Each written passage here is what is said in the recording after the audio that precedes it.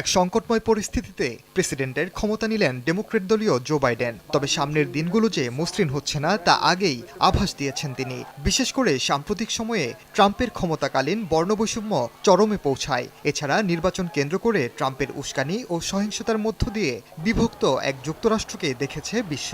বিভাজিত যুক্তরাষ্ট্রকে ঐক্যবদ্ধ করায় জো বাইডেনের সামনে অন্যতম চ্যালেঞ্জ হবে বলে মনে করছেন বিশ্লেষকরা। উনি ফার্স্ট দিন যেটা করেছেন দেখেন, ট্রাভেল ব্যান যেটা ছিল মুসলিম দেশের উপর, সেটাকে উনি লিফট করেছেন।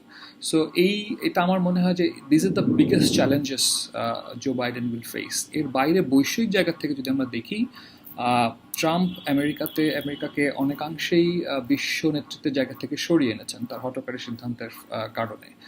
উনি খুব পপুলার, যেটা দেখেন এই নতুন প্রজন্ম খুবই এসব ব্যাপারে স্মার্ট। তারা জলবায়ু সংক্রান্ত যেই প্যারিস সামিট, সেখান থেকে বের হয়ে যাওয়াটাকে ভালোভাবে দেখেনি। সো সেটা ইউরোপিয়ান লিডাররা অলরেডি বলেছেন যে তারা নতুন প্রশাসন অর্থাৎ জো বাইডেনের সাথে কাজ করতে চান, তারা আমেরিকাকে আবারও প্যারিস সামিটে দেখতে চান। সো আমার মনে হয় এই যে চ্যালেঞ্জেসগুলো জো বাইডেনের, এগুলো তার সামনে এই মুহূর্তে বিগেস্ট চ্যালেঞ্জ। দুদিন আগে প্রকাশিত মার্কিন এক প্রতিবেদনে যুক্তরাষ্ট্রের অর্থনৈতিক অবস্থার করুণ চিত্র উঠে আসে। করোনার কারণে কয়েক লাখ মানুষ বেকার হয়ে পড়েছেন, দারিদ্রতার কবলে পড়েছেন প্রায় 1 কোটি মার্কিন। কর্মসংস্থান সৃষ্টি, দারিদ্রতা দূরীকরণ ও ভঙ্গুর অর্থনীতির চাকাকে সচল করতেও ঘাম ঝরাতে হবে জো বাইডেন ও কামালা হ্যারিসকে। করোনা মহামারীতে বিপর্যস্ত যুক্তরাষ্ট্রকে ভাইরাসের প্রকোপ থেকে রক্ষায় নিতে হবে আরও জোরদার পদক্ষেপ। রাষ্ট্রপতি হিসেবে ক্ষমতা গ্রহণের পরে তাকে কিন্তু এখন অনেক চ্যালেঞ্জের সম্মুখীন হতে হবে। একটা বড় চ্যালেঞ্জ হলো যে অর্থনৈতিক ব্যবস্থাকে পুনর্গঠন করা, কারণ করোনা পরবর্তী সময়ে মার্কিন যুক্তরাষ্ট্রের অর্থনীতির মধ্যে যে একটা মন্দাভাব আসবে, সেটিকে কাটিয়ে তোলার জন্য বড় রকমের স্ট্রাকচারাল রিফর্ম প্রয়োজন হবে। দ্বিতীয় যে জিনিসটা আছে সেটা হলো যে পলিটিক্সে একটা বড় ধরনের বিপর্যয় কিন্তু ঘটে গেছে, যেটা গতকালকে তার যে বক্তব্য ছিল বা বক্তৃতা ছিল সেখানে কিন্তু তিনি নিয়ে এসছেন।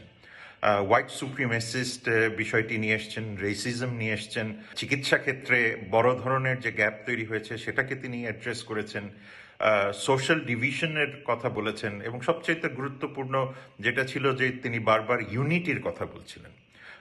সুতরাং আমরা দেখতে পেয়েছি যে ডোমেস্টিক টেররিজম কিন্তু মার্কিন যুক্তরাষ্ট্রে এসেছে। ফলে এই জায়গাগুলিতে তাকে বড় ধরনের পলিটিক্যাল রিফর্ম এবং পলিটিক্যাল জাস্টিস এনশিওর করতে হবে।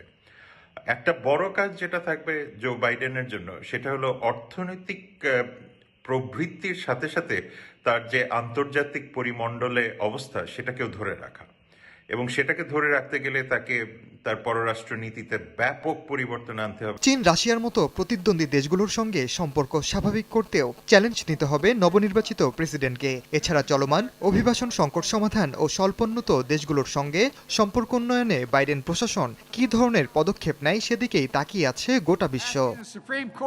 ওমর ইনান, সময় সংবাদ।